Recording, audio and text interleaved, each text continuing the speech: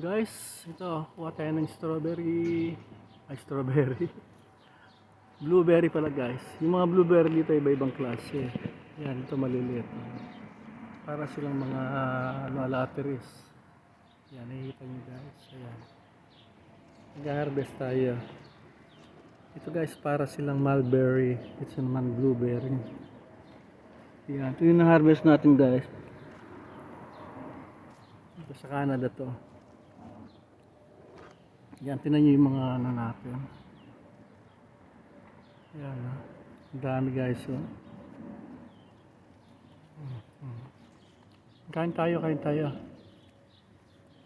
Yan, sarap oh.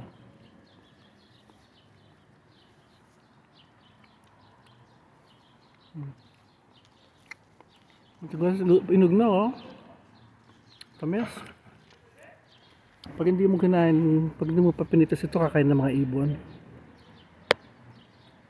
Tamis na oh. Abudi guys ng champuan natin. Last year walang ano. Hindi ko na champuan yung ganito, hindi ako nakakuha. May nakakauna sa akin. Abuti na check ko. Isang araw naman ano, yung cherry pig naman tayo. Ito pandit nandito pa. Ito guys yung tinatawag nilang elderberry. Gamot ito sa mga ano pag inuubo ka. Yan, saka antioxidant din niya. Ano? Ang daming bunga guys. So. Yan. Yan bunga. Ayan. Sarap. Yung mga raspberry guys, hindi pa.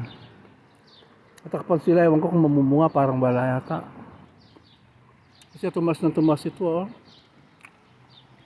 Ano ito, putulin ito ng konti, itrim ito.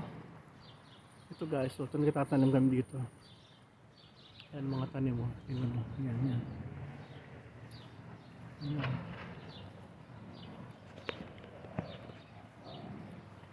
Sarap. Kahit hindi mo ugasan guys kasi umulan naman. Para sa atin yung mga mulberry. Ayun yung raspberry oh.